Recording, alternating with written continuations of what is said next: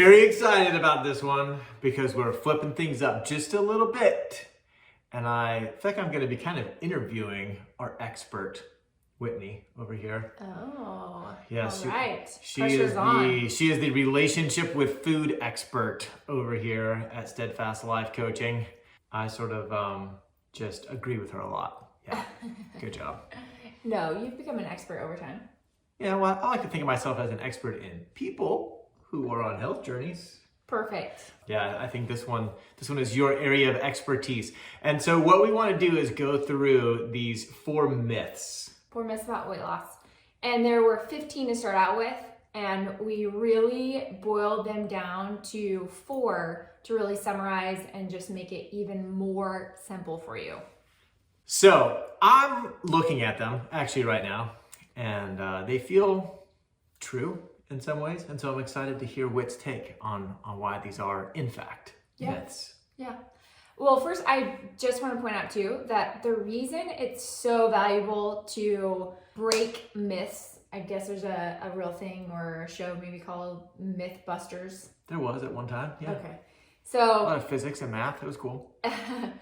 In these Myth Busters, the reason that it's so valuable to do this is because myths keep us living in a box, and that box tends to say whether we're being successful or not. And when we think that we're not being successful, then we eventually just give up and quit. And so the whole purpose of this is so that you can hear, oh, I've related to that myth, I believe that myth, I've heard that myth, and now I can break that box so that my level of success isn't tied down to just this level of perfection. I like it. Sort of expanding the room where our innovation, creativity, and solutions can exist. Exactly. Beautiful. Expand possibilities. I love it.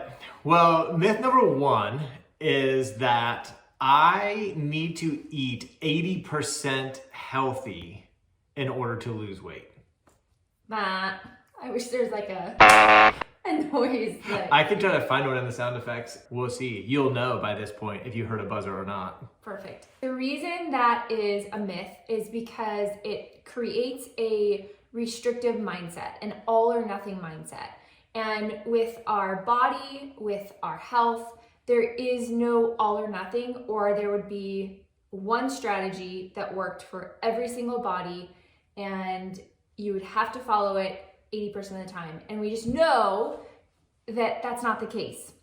So when we get this restriction, all or nothing mindset out of the way, now it opens us up to learning what healthy looks like for our body and what healthy looks like for someone else's body, and getting out of this box of it has to be perfect or close to perfect. I like that for 2 reasons. 1, I'm grateful.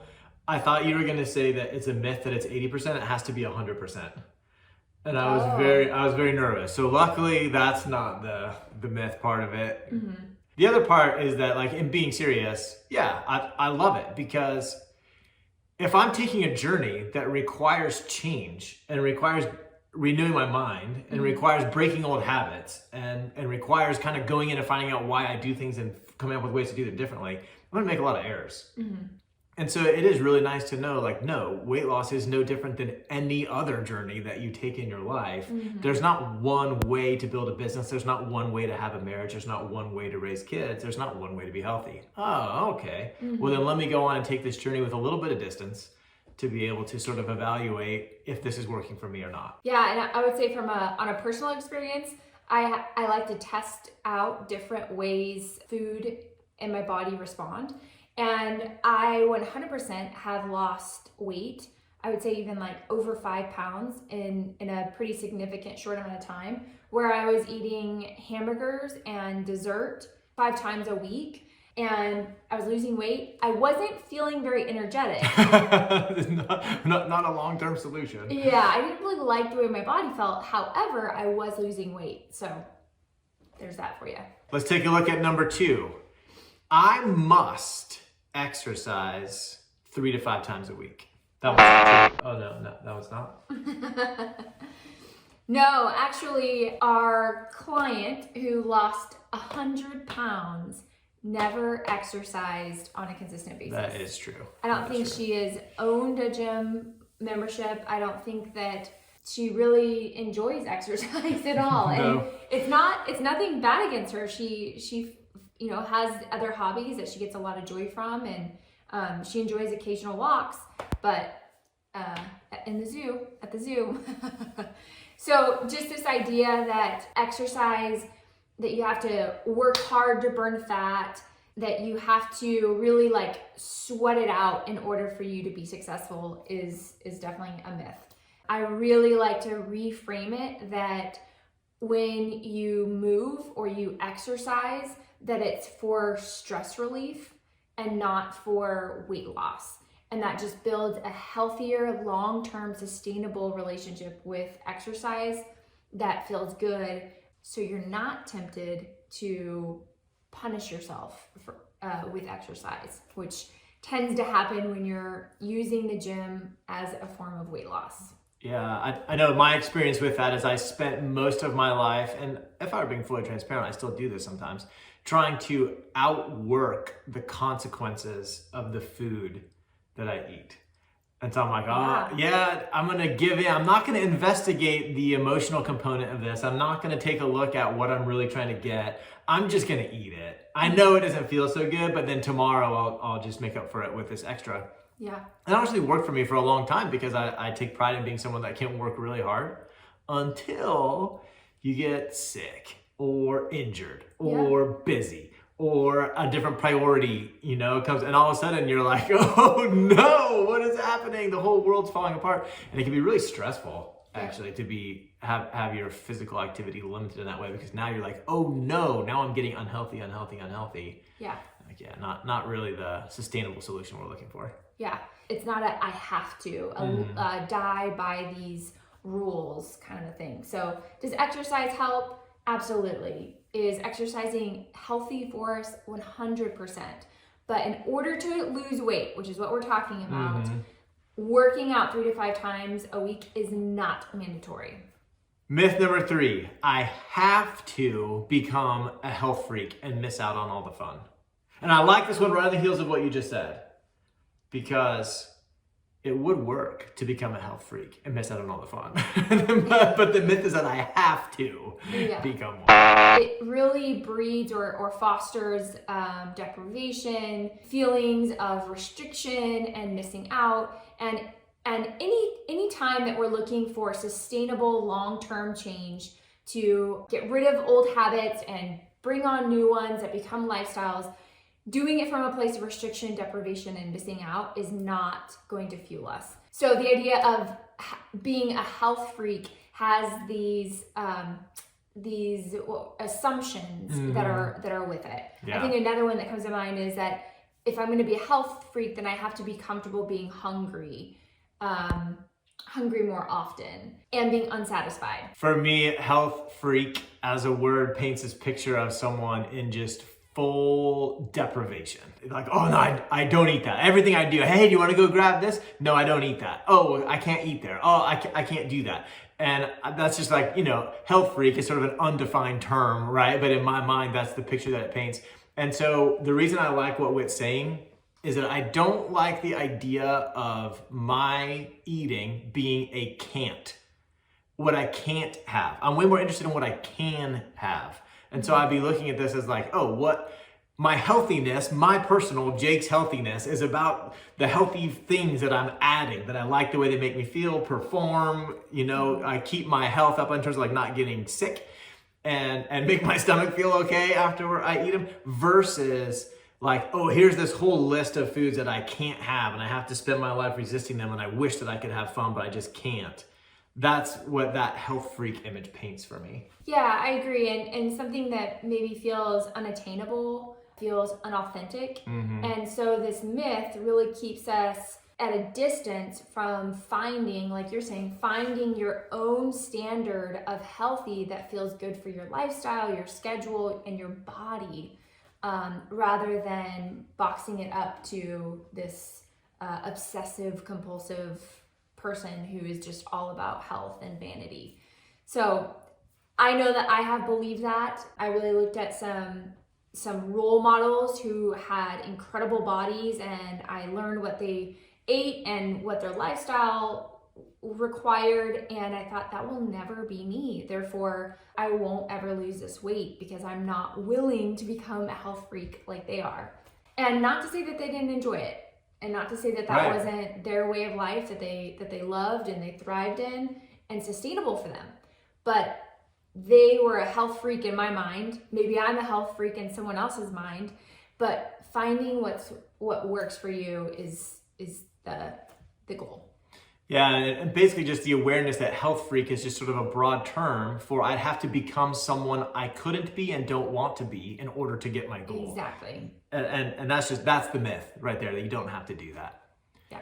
Myth number 4 is that I have to shame myself when I make errors to hold myself accountable to prevent them in the future. That is a myth that I love to break. I lived in guilt and shame for such a long part of my life, for so many years, that I thought it was the only way to really motivate myself to change. And what I realized is that it only creates more criticism and more judgment, keeping me in the box, in the prison of freedom. And freedom of learning what works for my body, what works for me, what feels good, because I was just so focused on what I was doing wrong rather than what's a 1% adjustment. What can I learn from this? What do I want to be doing instead? This one is the domino, I believe, in the whole system.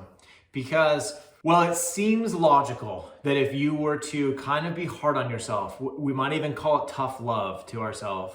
You've got this logical idea that if I give myself a little accountability, then I'll be better in the future.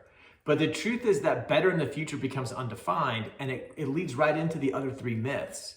That better in the future means eating healthy 80 to 100% of the time. It means working out 5 times a week. And it means kind of becoming the person that we don't think we can be. It's like, oh, I feel this guilt and shame. Let it drive me to jumping into those other 3 areas and really restricting and almost punishing myself for the errors that I've made, which completely negates any lessons, real lessons that are available in terms of what is triggering this eating, why it's happening this way, why you don't like it, what its effect is. Like all the actual lessons that you want to learn, they're just unavailable because you're like, I'll just work out harder tomorrow. Mm-hmm.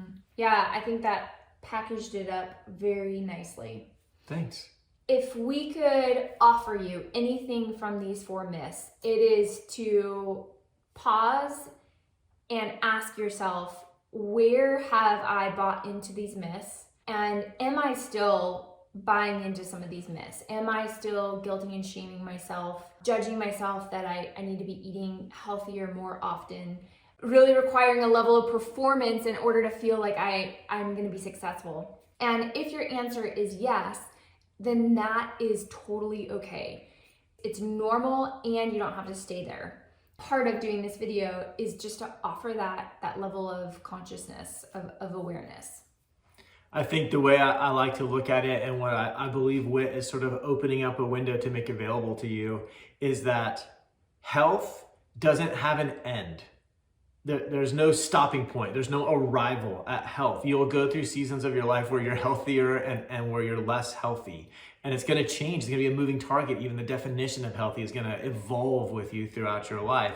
So in that vein, you don't want to have a mindset where I'm just going to grind until I reach it. Because if there's no reach it, wow, that is a brutal path to take. Mm-hmm. And instead, taking on a little distance, and what Whit's describing is just kind of saying, okay, well, let me make a plan. Let me have an experiment or an idea or a hypothesis about how this might go, and let me execute it well and just kind of in the most fun, pleasant way that I can execute it. And then let me evaluate the results, and then let me look for a 1% adjustment that I can make to this, and just continue the cycle and have more of a sustainable sort of infinite process that's not going to be so brutal, rather than this grind till I arrive kind of mentality.